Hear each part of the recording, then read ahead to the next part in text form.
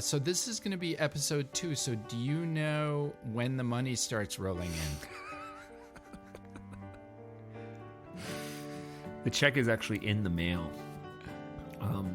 Actually, we're not supposed to send any mail right now because we want to make room for all the votes, but... I thought the Czechoslovakia. Anywho, shall we go for a ride? Yes, let's go for a ride. We're off.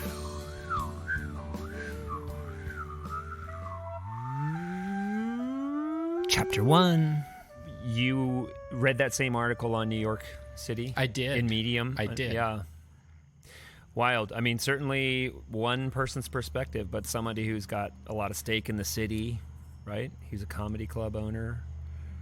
Isn't that right? He's a New Yorker, tried and true. Right. And he's not feeling very hopeful about the future.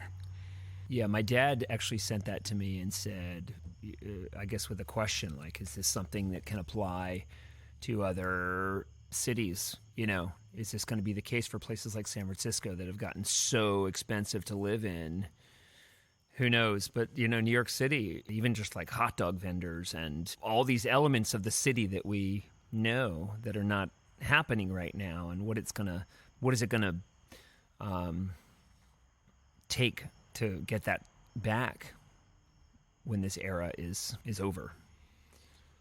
Yes. I think he was making a point that because of broadband and high-speed internet, that it would be, there's very few reasons for people to come back to New York City. And again, like you're saying, to other cities and places of high-density living, because I guess he was saying that a lot of the office space will be emptied, and the rest, why go to expensive place when you could do it over Zoom? What's your thoughts on that, Eric? Well, yeah, exactly. Like he was saying, like when you have to cool a building for, you know, AC and all that, and you can think of it in those terms, and that's what I think we've gotten in this era. People have gotten really good at using Zoom. Case in point, I don't know if we're doing it really well, but you know, I've gotten better at it, and I'm doing things that I never would have done previous to this era. And a lot of people are realizing, hey, we don't have to fly across the country to have that meeting. We can see each other and meet right here, and it doesn't cost us a dime. Now, are things lost? Of course.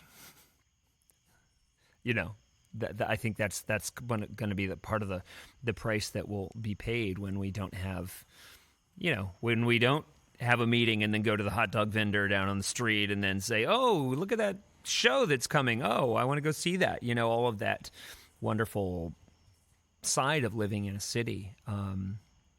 So I mean, I think. Do you think his writing? Do you think it was extreme, or do you think it's? I think he's dead. I think, to be honest, I think he's dead wrong. I do think for a certain segment of the population, they'll leave, just like other times in history where certain things happen. A bunch of people leave cities. But is it the death of cities? Is it the death of New York City? I read the article twice. I really enjoyed it. That's what it was called, The Death of New York? Is that what it was called? I forget. Something like that. It was something like that. It's called New York City is Dead Forever. Jeez. So, you know, and it's, you know, and New York City is dead forever, period. Here's why. You know, it's right. Just a bit dramatic. I love the article. I think this person is a good writer and probably great at comedy. I think there is some truth to it, but I'm a New Yorker. I live up in Vermont right now, so I could be thought of as somebody who did leave. But I think he's absolutely wrong. Despite some of his very, very smart points about internet, and you could do things in Zoom, and why bother when you could do things virtually? Why have a company? Why have office space, an expensive place? And I guess my take would be that I think for some companies, some elements of their work can be done remotely, and that's very clever. Why waste money on office space? But for serious stuff,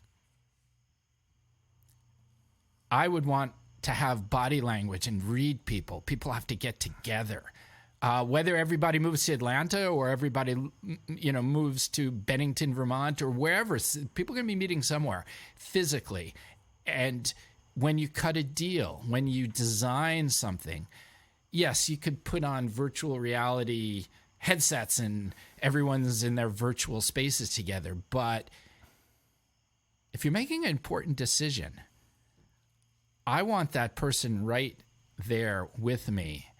And there's things about the computer world that you just can't pick up. But there's more than that, Eric. I think I don't want to put on headsets and eat out in a nice restaurant and just have a virtual sort of a virtual waiter and flirt with it just doesn't make sense. There's something about being in place physically. And New York City will come back. That magic will come back. I think the stock market, which predicts things, it's always sort of a forward indicator.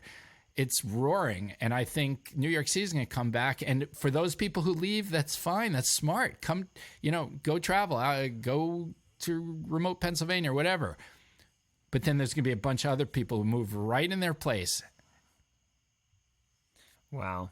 Yeah, I mean, he was talking about like restaurants that have closed. I mean, it's devastating, the restaurants that have closed in New York and all around. And so, who's going to open I don't know. He was saying like a pizza spot, when there's like, just the amount of. But I guess the real estate is definitely going to be significantly less in New York. Is that what he was? Yeah.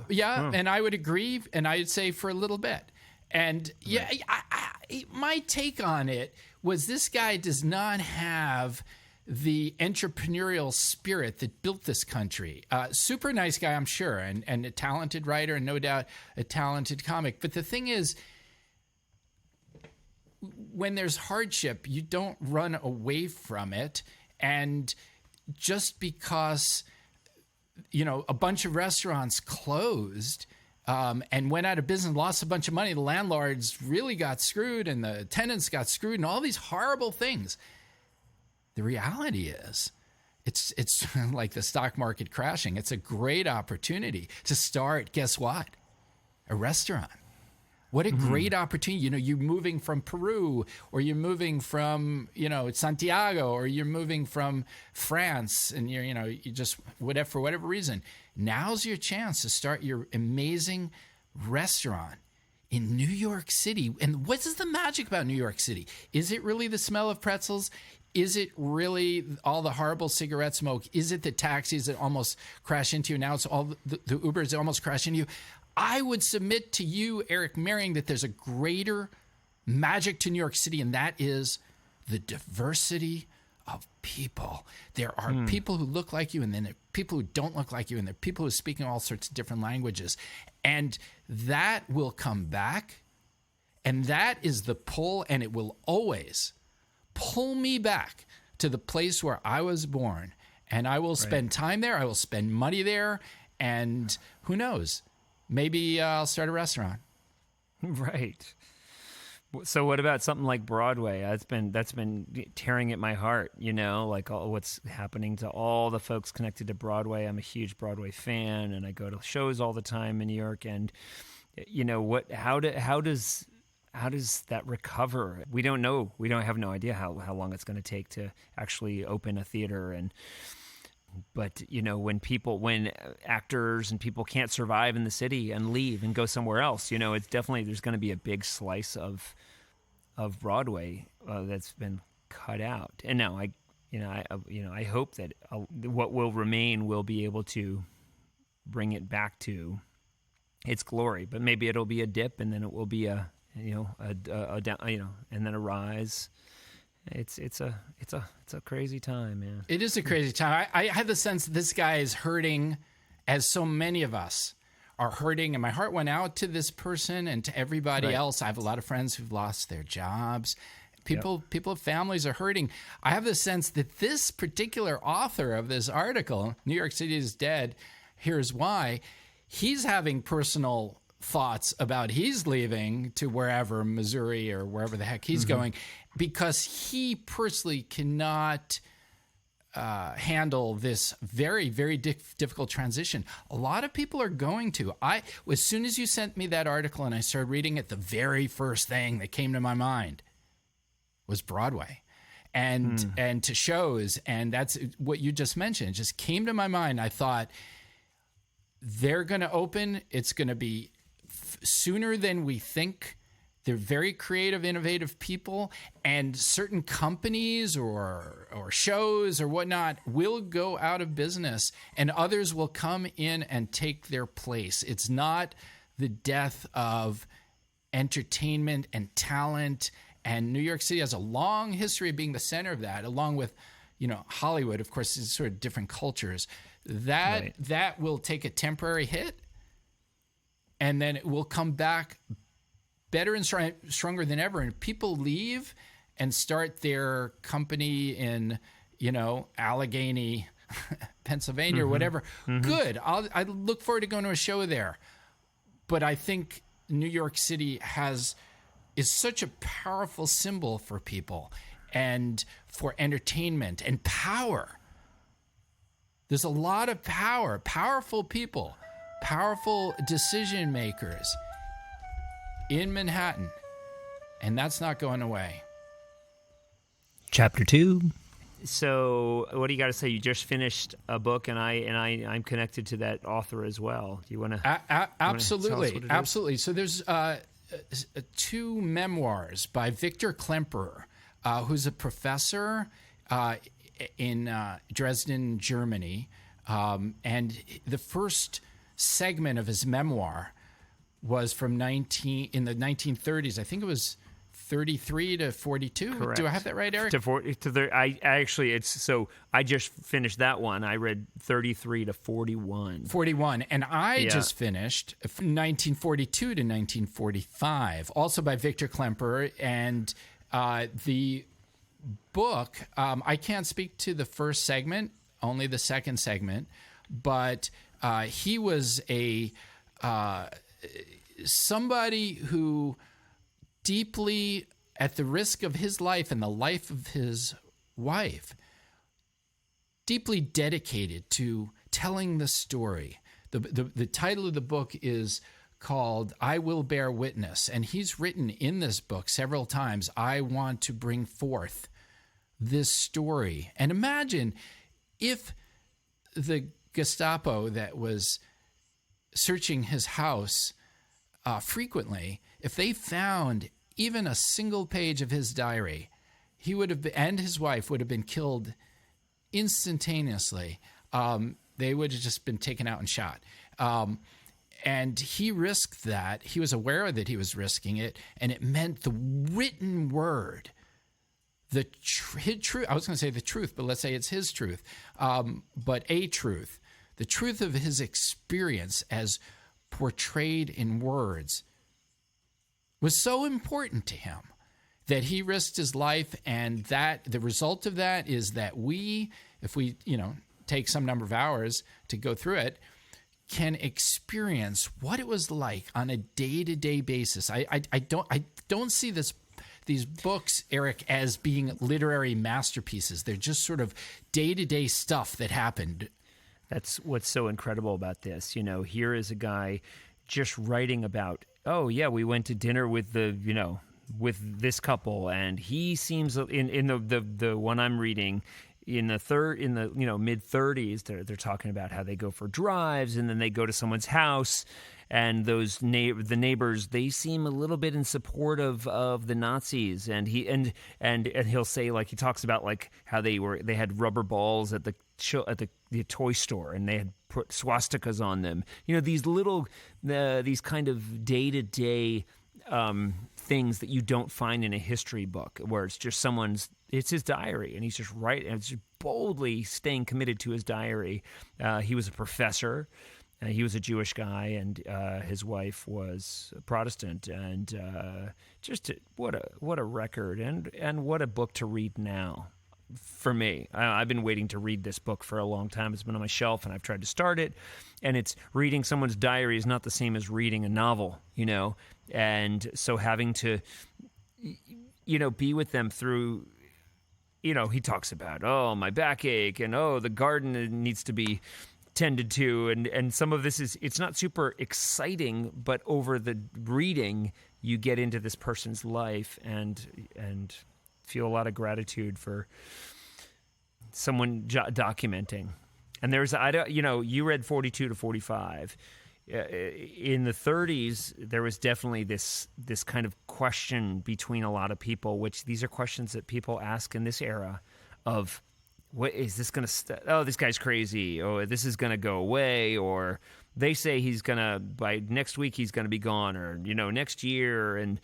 And so that's why we read history, read people's take from a different era and see, oh, wow, some of those questions are being asked right now. Absolutely. I found the connection with the 2020 election to be very powerful and very disturbing. I found that these books were so dark and so they were intimate invitations to be in a very cruel and dark space. And because there was such familiarity with the language, with the people, the community that I felt very akin to. And then because I was taking into that very detailed world, I could feel the noose as it was being tightened around this Jewish community. And people's rights were being taken away, and just every day there was some new decree that you can only eat this amount of food. The kids could no longer attend school if you're Jewish. If you're caught with a certain type of book, or you all of a sudden a new day goes by, you can't have any cauliflower. If you're caught with cauliflower, you'll be murdered. And every day there was something new, and so I found that to be so dark and so disturbing, and I was drawn into it, and just more than any other educational or quote unquote entertaining piece about the Holocaust, this had the most intimate view for me. Yeah, intimate it was, absolutely. Yeah, I felt a lot of gratitude to him, and he, isn't that amazing when you think he never knew the legacy that he left, because he's a renowned author and historian. And during his lifetime, let this be a lesson to all of us writers and creators, and that you don't always know where it's going to go, but he stayed true to it, and he kept writing, and he kept writing. And how many languages has his book been translated? His diaries been translated into, and so Viktor Klemperer, thank you for taking those. Taking those steps. Yeah, thank you, Viktor Klemperer. And the thing is that, again, getting back to what we were saying before, it's like, oh my gosh, I have to wear a mask and things are so tough, and I can't go to my restaurants, or I can, but I have to sit far apart from people. And I get that. It's really tough. And then I think about what he went through, where every day he didn't know if there's a knock on the door and the Gestapo had come by. I mean, they were living in Jew houses so that the Gestapo could keep a better eye on the Jews. Of course, each day went by, more and more Jews were just taken from their homes and sent to a camp. Well, the camp they got sent to, they were killed. They were shot or they were gassed. That's just what happened. And so this man, Viktor Klemperer, the professor, got to see his friends, his community, one by one get smaller, and people were committing suicide, which, because they knew it was about to happen. These are not stupid people, and this is not that long ago, which really is what blows me away. This is not like ancient Rome and the barbaric whatever, but this is recent in a theoretically a very civilized part of the world. And then and just for him to go through that, and it's absolutely, it's just horrible. And he was a World War I vet, which protected him somewhat on the earlier side, and then being a professor protected him somewhat, and being married to a Protestant helped him.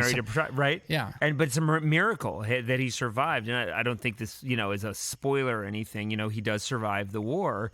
And he, as I understand it, he was set to be deported, like right when the bombing of Dresden happened. And so he managed to leave his house with all the other people from Dresden escaping the fires, and tore his yellow star off and blended in with everyone else. And that was it. It's incredible. The story is just incredible. And what was amazing to me about that part of the book was that for so much of this, several hundred pages, you just didn't know from page to page who's going to knock on the door next, what they were going to do, what they were going to do to him. It's just like a page turner. And then right before the Americans and the Russians showed up with the, as you were pointing out, the fire bombings and such, even then, when you think, okay, finally, the Nazi regime, the Third Reich, is going to fall, he still didn't know because the bombs falling on his house, and the fact that he survived that, and wasn't accidentally shot or not accidentally shot, because the thing is, as the Third Reich was, Hitler killed himself and stuff like that, the Nazis were still running around. So how he didn't get killed in those last minutes is just, it's amazing. It's just amazing. It's amazing. Yeah. The last thing I'd say on this is, like, I found it amazing to read someone's story where they're writing and they don't know what's going to happen, but you do know what's going to happen. Right. So it's like when it's 33 and 34 and 35, and he's talking about Hitler, and it's like people are saying, "Oh, is this guy gonna last?" And I'm sitting there like waving my arms, being like wanting to say it's fantastical, but it's like where it's going, and that's one of those. That's what's fascinating and very moving about reading a book like this. So I will bear witness. That's what it's called, correct? I will bear witness. Correct. And there's also another volume after. There's 45 to, I believe, 56 or something. So in the time under Soviet rule in East Germany. So that's, what a document. What a document. What a blessing this guy's writing is. Absolutely. And when I read it, I think about here in America, that could never happen. No way. That could never happen in the United States. And I think bullshit. I think it could happen here. I think what it is when, we all experience, we're in high school, the bullies, the tough people who just the really mean, angry people. It's when they take control of society. And that's what happened. The bullies, the psychopaths, and when they take in suits and with degrees and with all those things, yeah. It's when the people who I think every society has them, the hateful people, the destructive people, however you want to characterize it, when they rise to power, that's not a good thing, and that's what happened in Germany. It's sad, but you try to make the saddest, most horrible, or one of the most horrible. There's all sorts of genocides that have happened. Each one has been as horrible in its way for those people. And I take from that. I grew up, sort of in this new age 60s the Beatles and Here Comes the Sun, very happy and look at the pretty flowers kind of culture. Yep. So it's in my nature not to sit around and be depressed and say, the sun is setting, my life is ending, God is tired of me. I know a lot of people who do that, and I love them dearly. They're very deep people. They're kind of dark, but that's just not me. So I try to think, like, what can I learn from this? And all I can come up with is 3 words, Eric. Checks and balances. Chapter 3. So, Mark, you talked about a reaction you had to the Klemperer book, and it's interesting. It makes me think of as a songwriter, I'm writing tunes all the time, and sometimes I forget where the seeds of them came from. And this tune I wrote recently, this is during the Corona era. It was when I was actually reading that Klemperer book, and I don't exactly know. Well, I don't have to know what it means as a songwriter. I'm just writing the tune, but I definitely know that I thought about Viktor Klemperer when I was writing it. And anyway, don't know if it's in its finished state, but I'm going to sing it for you if you don't mind. Would love that. It's called Genevieve.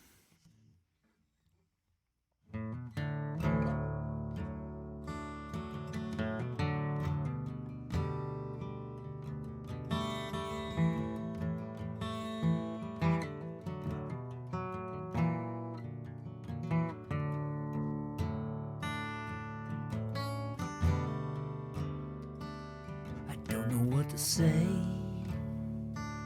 I don't know where to start. You got your arms around me, and you always get through to that part. But I don't know where to start. I know I'm not alone. You said it might get to be too much, but now there's nothing to call our own. I know I'm not alone. Don't know how to grieve, 'cause talk is cheap. I need something to read, not just words only you and I can believe. Genevieve,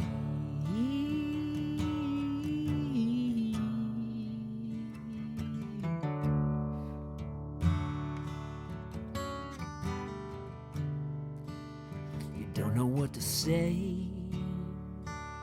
You say it all looks the same, but it's a different game. Caught up in these memories we all claim. Things all look the same, but it's a different game. The game you gotta play, it's the way it is today. Honey, you can't leave. Genevieve,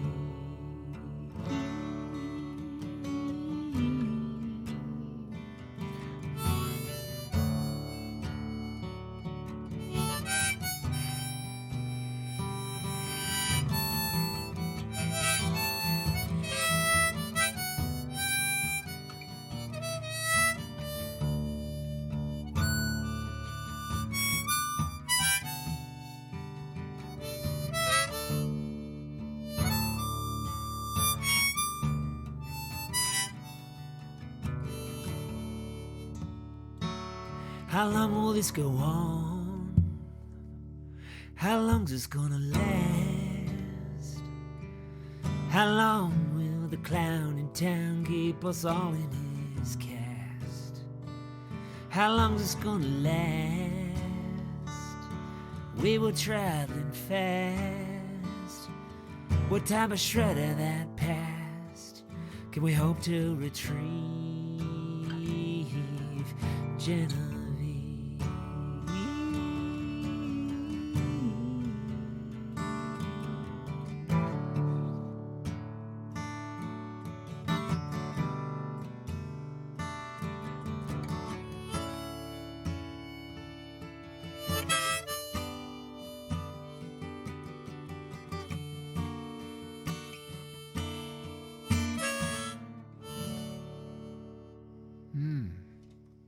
Thank you for that.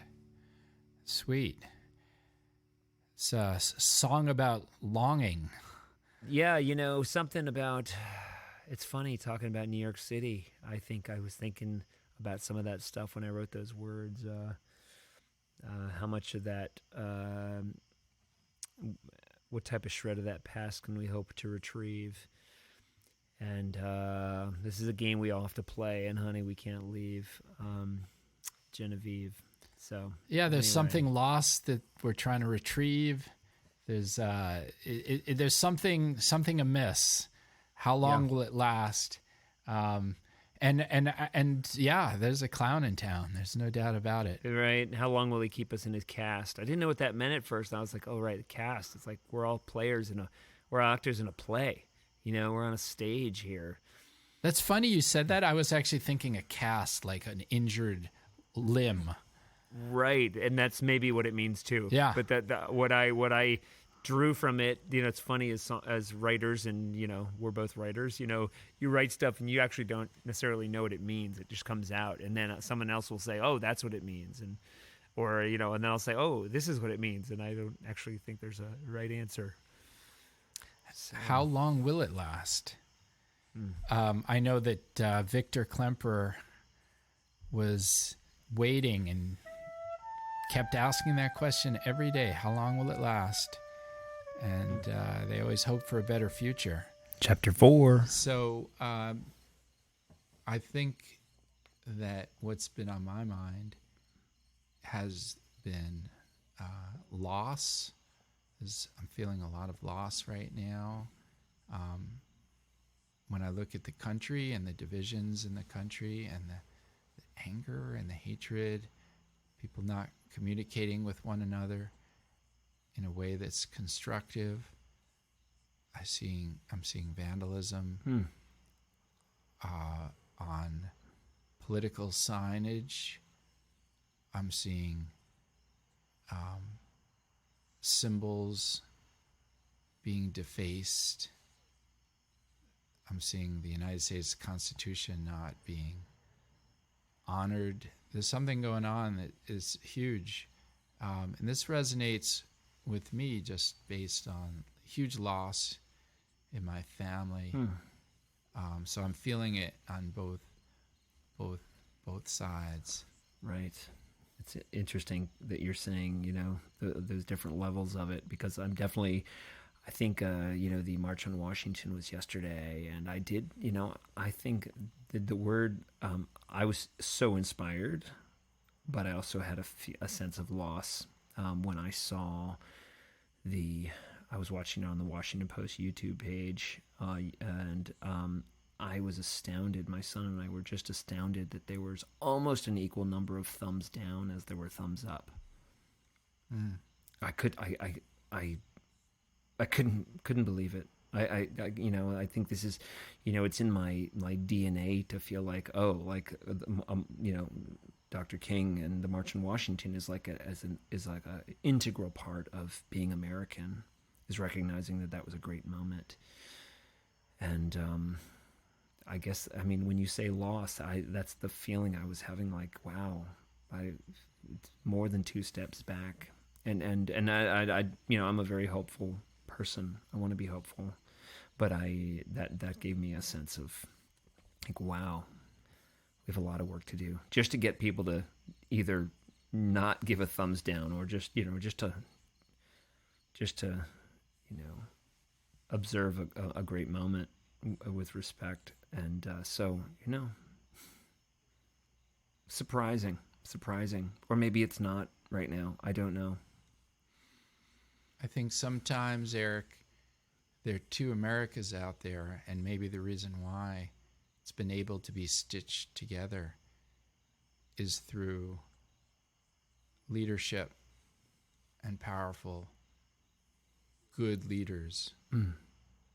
And when you have a leader who brings out the worst in people, that worst was always there, maybe on a certain level.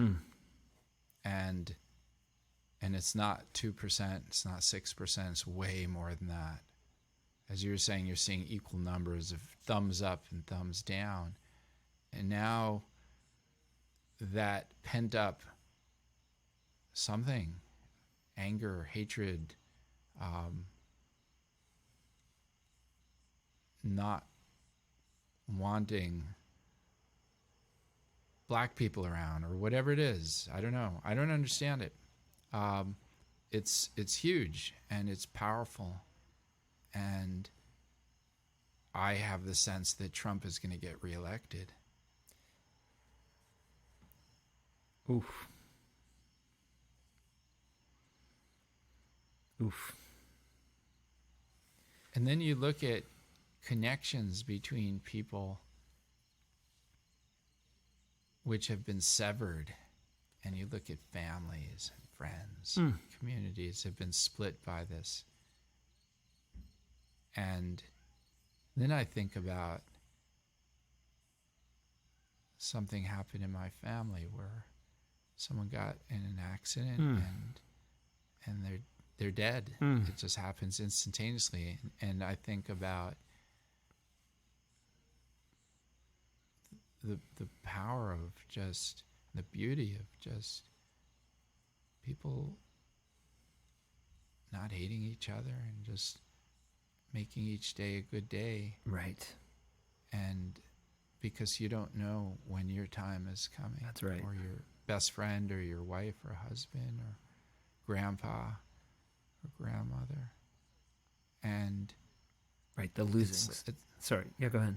Yeah, it's just there's a sacredness to being alive. The losing sight of that, you know, all of this noise and all of this that's creating this forgetting effect about like the wonder of being alive, no matter who you are, no matter your state in the world, just being awake and looking out on the day and on the sun and on everything, despite all the sadness and despite all the hard things and despite all the ugliness and without a doubt. But we are just a very small sliver in a very big history. But it's interesting. I feel that the grieving on a personal level about family, it's kind of in sync with the grieving for a loss in the country. Right. There's something, the middle is gone. The middle, I feel this loss where the media, like Walter Cronkite used to deliver the news for the country. And there was a middle. There was like reasonable people on the left and reasonable people on the right. And now what I see is extremes on the left where people maraud. Is that the right word, Eric? They go down DC and they intimidate people eating their dinners and say, you have to do this. And those are people supposedly on their side. I mean, those are people that they went on their side. Right. Exactly. And then you have you have the people on the right who seem to be enamored with these conspiracy theories and totally thrown fact-checking out the window. I think your lesson, we were talking this morning about the loss that your family's facing, and but that lesson, you were reminding yourself and me of that this is a sacred moment. Being here, being alive is a sacred moment. And it's really a moment. That's all it is. We've talked about deep time, looking at it, a canyon. And really, that's time. That's deep time. The creation of a canyon. And our time here is not deep time, And it's so important to remember. And I say that not as not preaching. I'm just saying it more as a something I know is true, that this is very special. This moment right here, us chatting, is very special. Those that are listening, it's very special to have a moment to listen and think about these things and the language that we're using and the symbols and the things that we're talking. It's all very special. And we all deserve that awareness. So a breath in and out is always a good thing. Chapter 5. So, I don't know. There was Mr. Peach. I'm sorry, who was that? Say again? The guy on the beach with the, with that pit in his, I don't know, stomach? No, it wasn't in his stomach. It was in his arm. I don't think I could stomach any of this. Which peach?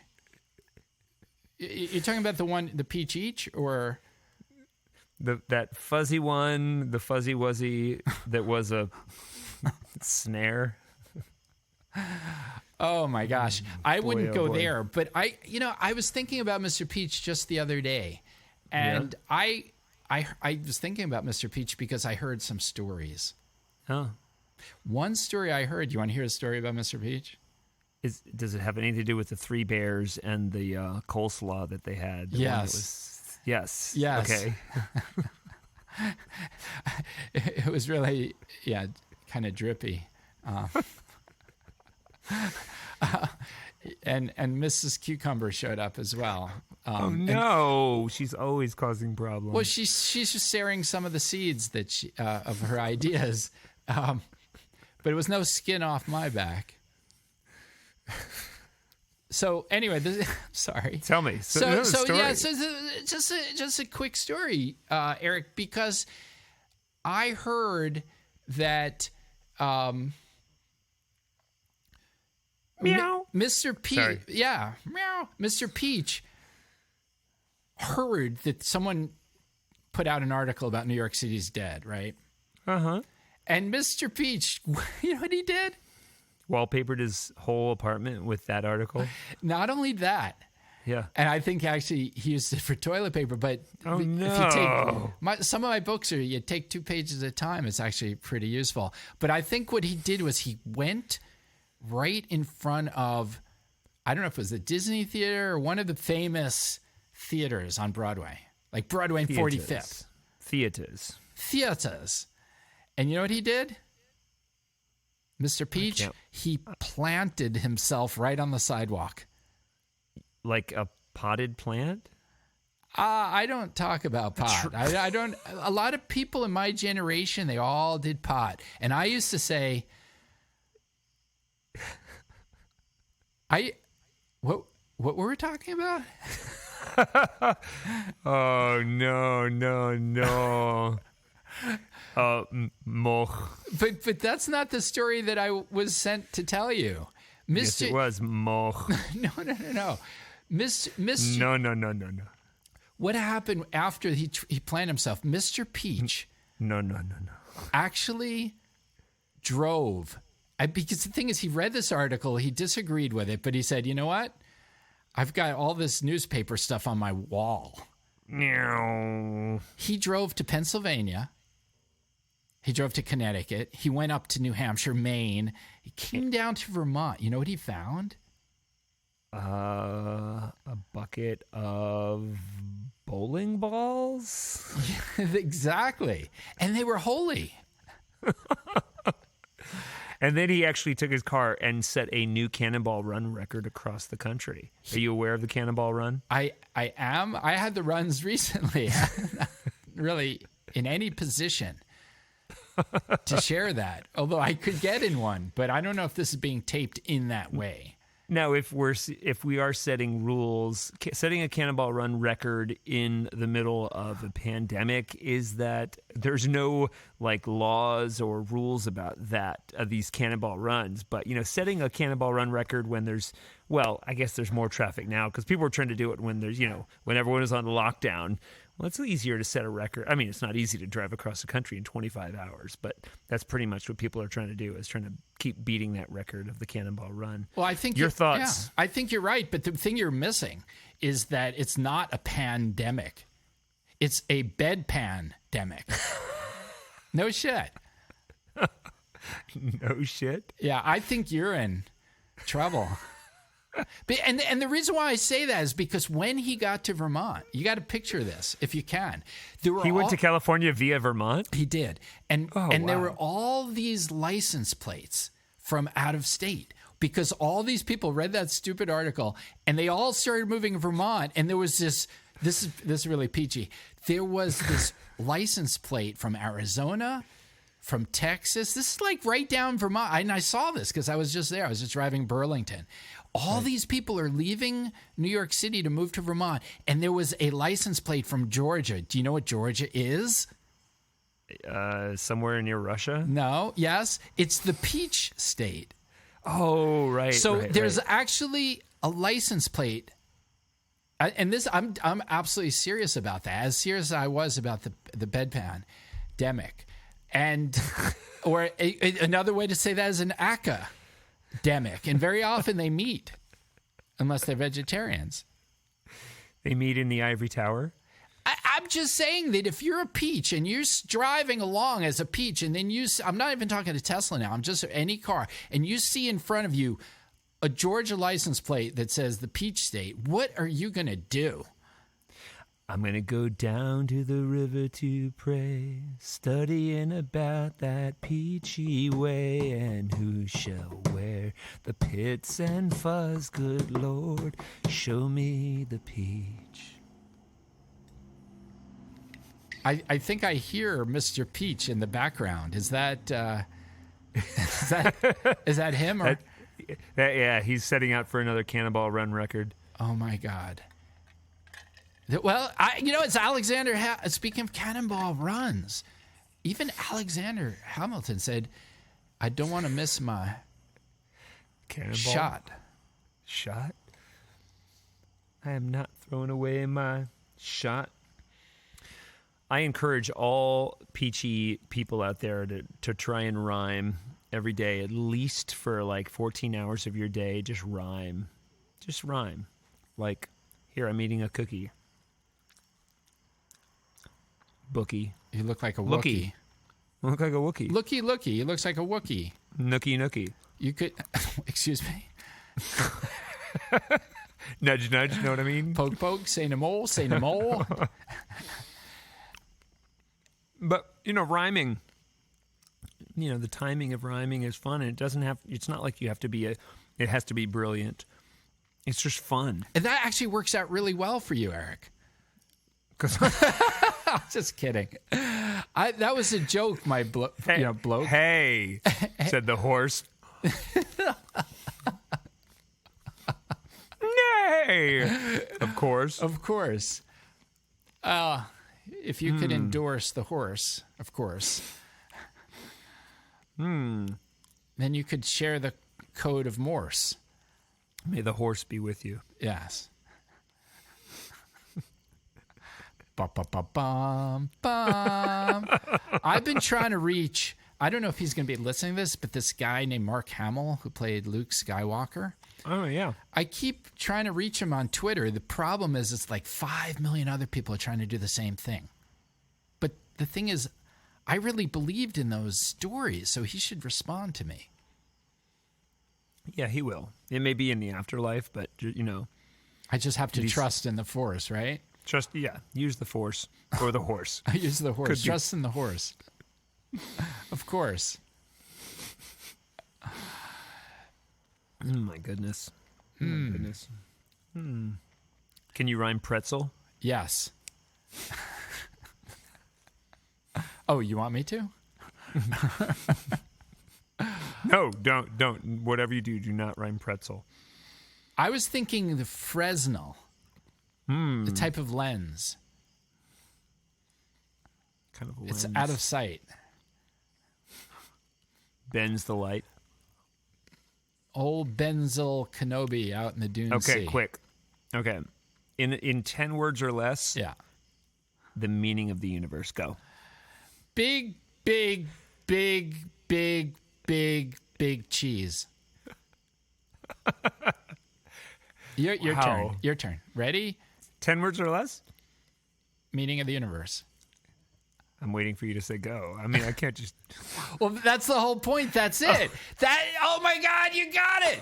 I'm waiting for you to say go. Oh my God. I can't. There you go. Oh my God. There you go. Yeah, exactly. No. So that's actually what's going on. All these years I've been agnostic, and now I'm a true believer because all of a sudden what you just said. Go. Go. Go. Go. Does it have to do with fish? The band? No. No, peanut butter and jam. The ham? No. Okay. Favorite candy in 3 seconds. Ready, go. Favorite candy. Spinach. 1, 2. Spinach with potatoes and it's like a maple syrup outer covering. Oh my God, that'd be so good. Spinach with maple syrup? With a kind of chocolatey maple syrup covering. Okay, Vermonter, quick. Explain how you make maple syrup in 10 words or less. Ready, go. Okay, you go to the store and you buy some. See, that's... Here's my maple... What? I don't know, my maple syrup story. Actually, I was coming to visit you. I pulled into the gas station. I was like, I'm going to get some of that Vermont maple syrup. I go and I pay $50 for the gallon or something, and you say, it's probably way too much. And I'm pulling out of the gas station, my car, scrapes along this, low metal thing that they put at the gas station next to the pump. And I put, $1,000 plus of damage into my car for $50 of maple syrup. It was a good deal. So was it like a $1,050 gallon of maple syrup? It was the best maple syrup I ever did have. Sweet.